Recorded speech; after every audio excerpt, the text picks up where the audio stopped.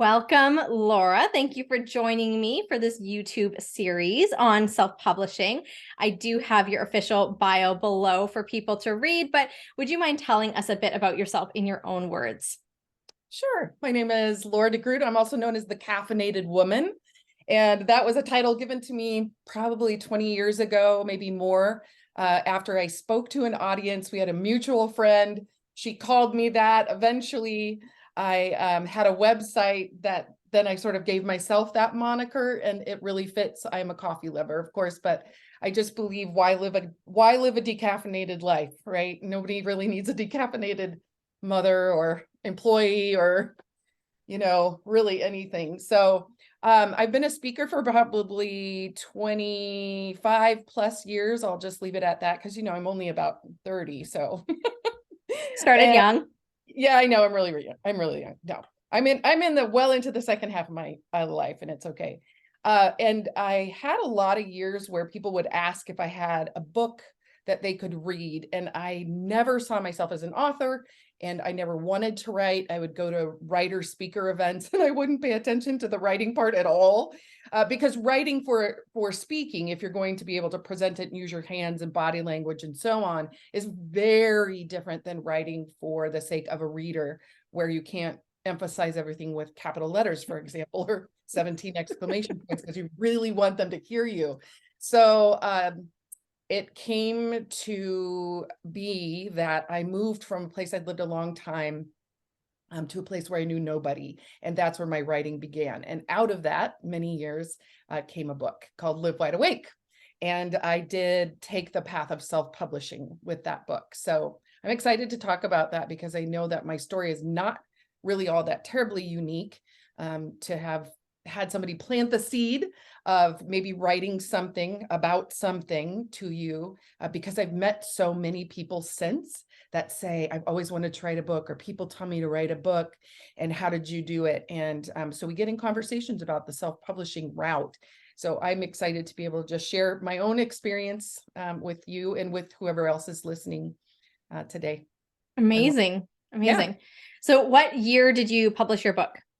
Published the book March 2020, which was like a perfect timing, because COVID, the Oh pandemic, man. Oh man. shutdowns. Okay, so before maybe we go into what led you to self-publish in that journey, do you mind maybe just sharing what it was like to launch a book in March of 2020?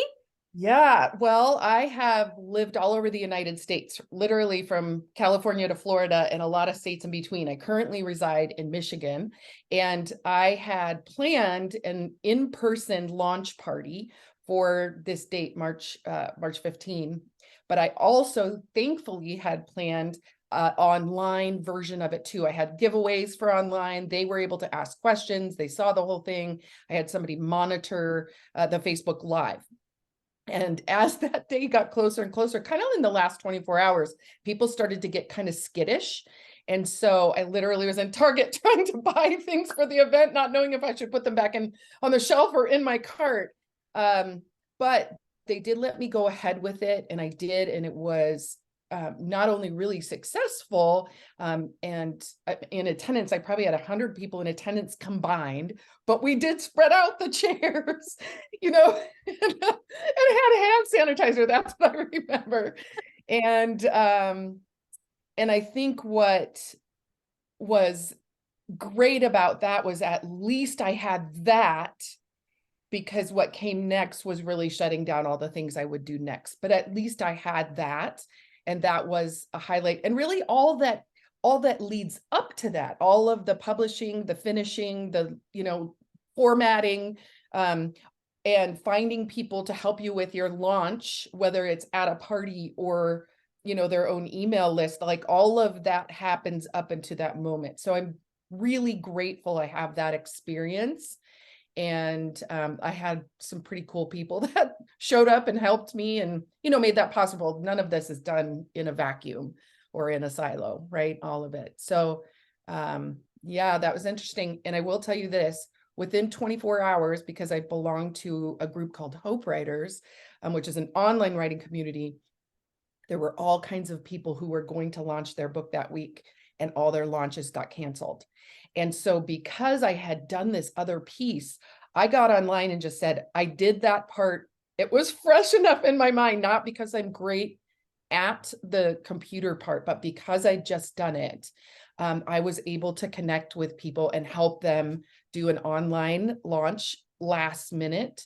And I will tell you that two of those people to this day, I have a writing mastermind that we meet every other Wednesday because of that really difficult, unexpected, thing that we were all self-publishers, all publishing at the same time. And we connected over this tricky, I mean, we didn't even know the word pivot yet. It was more like scramble. Yeah. We were scrambling and panicking, that's what was going on. So those are the things no one will tell you, and you can't really anticipate that will come out of this self-publishing journey, is the people that you'll engage with and integrate and maybe have long-term relationships with. So absolutely. Oh, thank you for sharing that. Yeah, the scramble. I can imagine that for sure.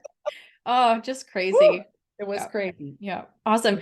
So let's go back to that point where you were thinking about, publishing your book, going from speaker to writer, and now you have this book idea. What ultimately led you to decide to self-publish? I think I knew enough by then to realize that the book was ready to get out into the world, and the world of we'll call it traditional publishing. Is that what we should say to distinguish between sort of self and hybrid and traditional publishing? Is that whole journey is almost as long, I think, as writing the book, to find an agent, to find the market of publishers who might fit what you're doing, to write learning how to write query letters, learning how to interview agents, or just find publishing houses. And that, because that was such, it felt like a whole nother thing to learn how to do when I had this manuscript that was really ready to go. I decided to go the self-publishing route. And again, I was with this online community, although their emphasis was really with traditional publishing. There were enough people there that I connected with in a smaller group who were going that other way. And I had taken a course from the self-publishing school on that. And so I had that information over here too, and this information over here too. And really felt like this was going to be the right thing for me, because I didn't want to wait another years, because even once you find someone, there's a long time before all of the editing and all of the pieces you do either way, that takes much longer. And I learned, and I think this is important, you'll maybe hear this over and over, is when you use a traditional publisher, you lose some of the rights to decide what you want and how things are going to go. So maybe my little bit of an independent streak enjoyed having more control over that final thing. And I'm telling you, the learning, the value of learning when you are self-publishing, of learning all of the pieces, I think will also make me a better writer continuing to go. So I will do it again. I'm probably way ahead in the questions, but good. I think I had the information. I wasn't prepared to do a whole nother set of learning when I had just done that in writing, and my book was ready to go. So amazing. That control piece, I call it creative control. That is a big thing for us in self-publishing. It's so much fun, even for, me and my company, who we do handle, some of the design stuff for our clients. Our whole goal is to partner with the author so that they still have that creative control. And we're just helping to create, that vision that they have. Right. And, I think you can go either way, right? Like my whole thing with this series is not to say you should self-publish over traditional publishing. They have different goals, different benefits, pros and cons, all of that. But for people who like to have that creative control, self-publishing is definitely the way to go. Yes, I would 100% agree with that. And it was the right thing to do for this project at that time. Yeah. So yeah, I Amazing. would really agree with you. Yeah. Good. So it sounds like the learning piece was something you enjoyed. Is there anything else in the self-publishing process that you remember really enjoying? Um, I think that I really enjoyed getting to meet other writers because again, you don't do that part in a box either. And I very sort of accidentally found a writing community, partly because somebody planted a seed in my head one day. They were a children's book writer, and this was before I was really, really writing, but I was like poking into it. And she said to me, I belong to a writing community. I don't even know who it was, but she said that it's weekly, there's training, there's community. And so all of that is true, but the best part was normalizing the writing experience and how hard it is to sit in this chair. And then once you sit here to not do 70 other things, your timer goes off and you didn't write anything. So to even normalize that and to normalize times when all of a sudden it's dark outside and somebody came home for dinner and you didn't even notice because you were just in the groove and you just finished writing for 5 hours because your timer, you never hit go and it never went off and you had momentum and you made all this progress. So that was probably, I think, one of my favorite parts was meeting other people on the journey of writing and self-publishing, because again, I got into this small group and there was a lot of things for us that was so similar. So you realize it's something you don't know how to do, but it isn't something nobody knows how to do. It's something someone knows how to do. And it's great to join with people who are moving in the same direction and cheering each other on and learning from one another and having somebody like at the last minute to go, what was the name of that thing where you get your ISBN number again? Yeah. Where do I go for that? I forgot. Just to have that kind of a community around it. So I would say that was my favorite part. Awesome. Yeah, absolutely. So kind of on the opposite end of that spectrum, I just assume, having self-published myself, that there are some challenges that everyone faces along the way. What sort of challenges did you have to overcome in the process of self-publishing, Laura? I came up with two because there's a lot, but these were the two, that like came to me first. So I'm just going to go with those. And the first one was finishing. Because you are taking your own little self and motivating yourself all the time and having your rebel self do it yourself. Finishing what you started when you get to the end is a little bit tricky. And I think as I got to the very, very end of both the writing, which is into the publishing piece, like those things go hand in hand because you've handed over a manuscript to someone, but there's still a lot to do. Like, for example, I got back my content edits and then we went back and forth and I fixed those and so on and so forth. And then they sent me an email after their part was done and I paid them the money and said, now you should have a proofreader read this again. And I was like, what? So then it was like, how do I find a proofreader that does just that? Like I already had beta readers. I had done all this before I paid the professional content, and grammatical editor.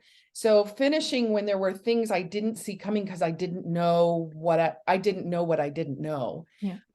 That was hard. A coach at that point in time was necessary for me to say, okay, so next week you need to have these 3 things done. And by the next week, you need these 3 things done. And I used somebody leading up to my finish line for, I think we were like maybe 8 to 10 weeks. I had somebody, and I don't think I could have finished myself. Other personalities might be able to, people who are very organized and really good with, I'm okay with a deadline, but just really good with managing that kind of thing themselves, but it was a little too overwhelming for me for how many pieces and parts I still needed to do, as well as put on this party. And then I got COVID. But anyway, Oh but I gosh. didn't know I had it. I didn't know I had, because we didn't know what it was. Anyway, so I was sick is the point in the Yep. middle of it. Yep. So that was the first one, is finishing. And the second one is feedback. I found to be difficult. So I will tell you that I sort of pre-wrote this book. My daughter was getting married, and she said, Mom, I was working on it. She said, will you finish this book so I can give a copy of it to all of my bridesmaids? And I was like, oh. So I quick finished 6 chapters, and I had some friends do it. I had, I mean, this was like the basic of the basic of the basics. I did not use professionals at all. I used some good teachers and stuff like that who did the pieces, but I published, I mean, I printed about, I don't know, 30 copies, gave her a bunch. And then my daughter puts it on Instagram or Facebook or something that she had this book, and all of these people who follow us were like, I want the book, I want the book. And I was like, whoa, it's not ready for people yet. But then I got smart by accident. I call it my happy accident. This is how I overcame it, was instead of freaking out over that, I took down the names of I said, if you want a book, contact me. And then if they contacted me, so they had to send me an email. I said, if you want the book, you have to do 3 things. I will send it to you in the mail. You have to read it and do it. There's things to do in it. You have to read it and do it. You have to give me honest feedback. And if you can, give me some little thing to promote it, like, how you write your back cover, your front cover with, obviously I wasn't going to get like famous people to write in there, and it didn't matter because I was going to get readers, real people who were going to comment about how this book influenced their life. And so that was my happy accident, is the way I got feedback was I got these 25 beta readers. It was amazing. And I didn't have to beg for them. They reached out to me first, and from that beta reading, that gave me the impetus to then really finish the book well. And then at the end of, the second book, which, and I'll tell you, some of it got thrown out, right? Because they're like, this is confusing. And I'm like, okay, we don't want that chapter. But I really made the book so much better because I had beta readers. They made the book better.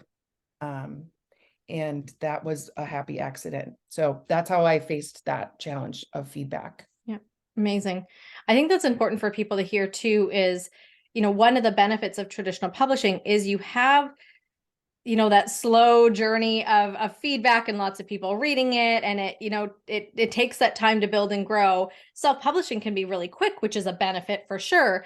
But to do it in a smart way where you have that feedback, you have those beta readers or those people who are reading and living out the content that you're sharing, that just makes your work so much stronger. And, it might not be right for everybody, but for those people who are like, I really want to put out strong content that really helps people, taking the time to do that is great. You're still going to self-publish a book in less time than traditional publishing, but that quality is just that much better. Yeah. Real people, not people you paid to read it to give you a nice thing to say, or their fancy name goes in your book, but real people. Yeah. And you know what? They were people who knew me for the most part, or knew my daughter. So the feedback I got was very honest, because I said, you're not going to hurt my feelings. You're only going to make this better. So don't, hold things back. And I had such different kinds of people that read it, because they didn't really even know what it was. They just wanted it because I wrote it, which is hilarious. Yep. That's awesome. Yeah. That's great. So one question that I'm asking that I think anyone who's looking into self-publishing kind of just wants to hear about is just, what parts of the self-publishing process did you do yourself versus what did you hire out? I did the writing myself. I did the launch party myself, again, with friends. I did, I did for example, I think this comes down later, but I bought the Rocket, I think it's called Rocket Publisher. So I did the homework of figuring out what categories my book should be in Kindle, like on KDP, on Amazon, which is Amazon. And where that, so that took a long time, but it was very worth it because I got in the top 10 in my first couple weeks quite a few times because I had it in the right categories.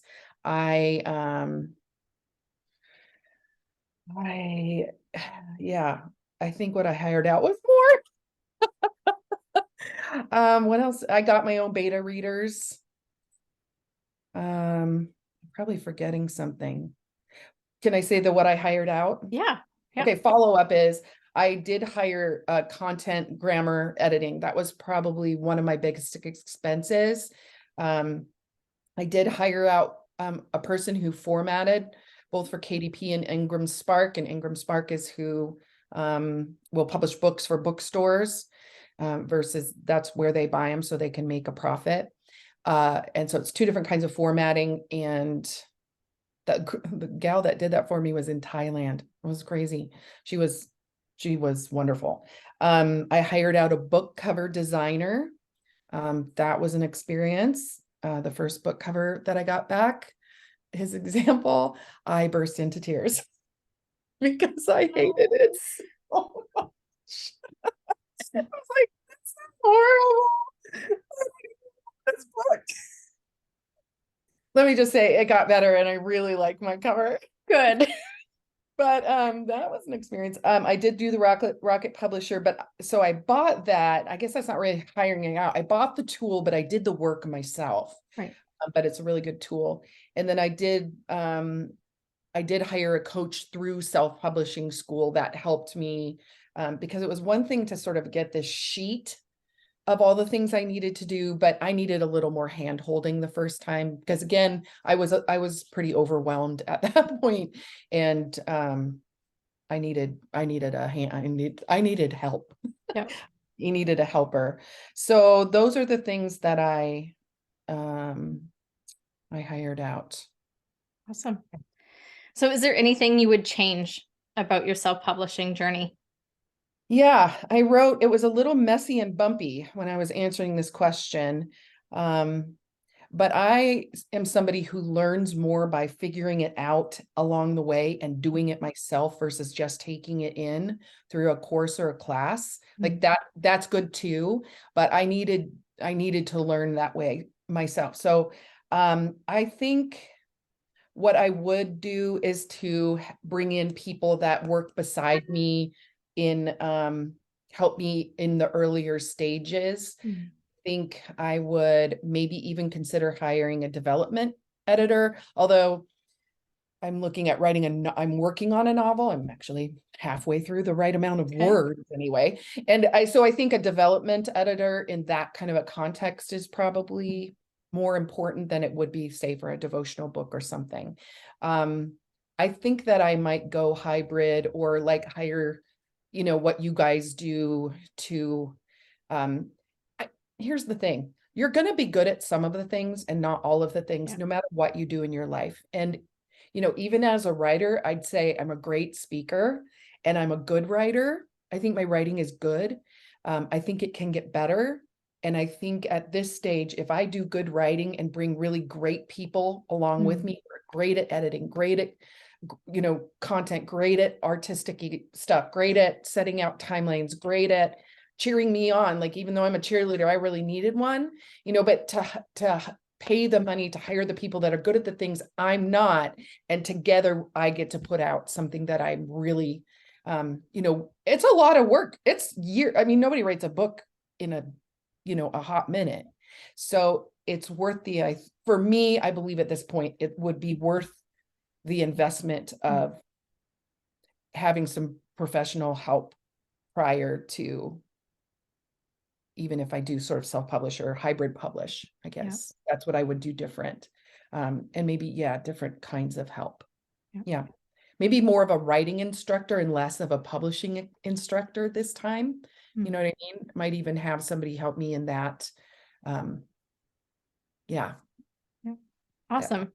Yeah, I think that's really helpful because, there are people I'm sure who can relate who are currently speakers and have been asked, if they're going to write a book or want to write a book because it's an additional, revenue stream, and being able to have a copy of a book to sell at speaking events is a great thing to have.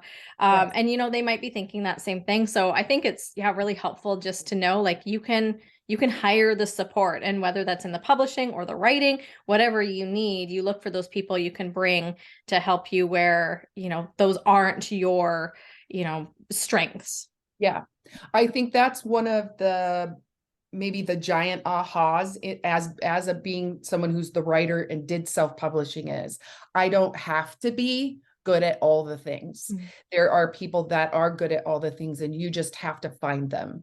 I think, Typewriter Creative, I'm sure people know about you because they're looking at your videos here, but I think that the service that you offer is really it's vital and important and super useful and worth the while. And I was going to tell you two very quick things about just speaking to speakers who write. So as a speaker, the first conference I ever went to, they said, if you're a speaker, you can write. And if you're a writer, you can speak, like hand in glove. And I didn't believe that was true. And here's what I'll say about that. If you're a speaker, you can write, but to write for reader's sake is different than writing for writer's sake, but that doesn't mean you can't write for the reader. And the first time I finally said to somebody, no, I don't have a book, and secretly walked away mad that I got asked again, which it used to just make me angry, was finally I looked at this person that I didn't know and I said, if I said yes to you, what kind of book do you hope that I would have that you could buy? Because I realized they're asking me for my book. Like, what book? Like, what book are you hoping you can buy from me? And she said the most important thing. She said, I just want to read more about what you're talking about here, because I heard you, but I'd like to now read it again to be reminded. And I'm sure in a book, there'd be more information. And she goes, also, my friend was going to come with me tonight and she couldn't. So if I had your book, I would have gotten it for her. And like, bing, bing, bing. So for the speakers, I think that I captured something really important. If you have something that you're saying that's that important, you can write it and other people can help you make it better, which was the other thing I was going to say. What made me finally write for readers was my dad saying, Laura, as a speaker, you have to write a book, because that's also what helps you as a speaker to even because you have a book gives you kind of like your RN if you're a nurse, that kind of thing. Yeah. And he said, and you don't have to be a great writer. Other people will help make your writing great. So again, that's where I think what I would do different is to bring those helpers, even if I self-publish again, helpers along the way earlier. Amazing. Awesome. Yeah. I think we'll just end with one final question here, Laura, and that's, would you mind just summarizing what you feel are the benefits that you've experienced by self-publishing? I think anytime we stop learning, we're done growing. And this is a learning experience, just like writing is, just like learning to cook, learning to do anything, learning to parent. It's complicated and it's complex, and there's a lot you don't know that you don't know. But if you do it, you will know when you're done. And that in and of itself is worth doing. A summary would also say, the self-publishing, I get all the sales. And because things have opened up again and I've started speaking, I just had a speaking event where I was going to ask them if I could bring my books. And before I could, they're like, hey, I'd like to give everybody that comes to this event a book. And they bought 50 books and I never took them to a table. So again, as somebody who's going to have a place where you're going to talk about what you wrote about, even if you're not a speaker, but someone wants you to come and talk about your book, you get all the sales. So you pay the money up front, but you get all the sales. And I think that's also really important to remember. What was my last one? Oh, the relationships that you will get out of self-publishing, writing, and really out of self-publishing. Writing is such a lonely thing. The self-publishing thing really broadened my community of people in my life. I am beyond grateful for, who have really made my life rich and full and have seen me as something I didn't see myself as. I'm not a writer. I'm not a writer. I'm not a writer. Guess what? I'm a writer Mm. and I'm an author of a book that I like the cover of. Yay.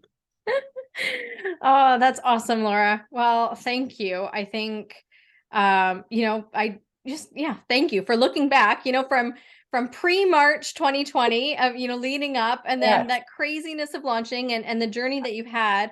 I'm glad you took some time just to reflect on what that experience was like for you and the benefits and the challenges. And I think it's going to be really helpful for people who are listening. And I just want to encourage you, if you are watching the video, say hello or, leave a comment with an insight that you're taking away from this conversation with Laura. Leave that in the comments. And you can also find links to her work in the description below as well. But thank you again, Laura, for being here. Thanks for the invitation. It's been great to talk to you. Amazing. Take care, everyone. Okay.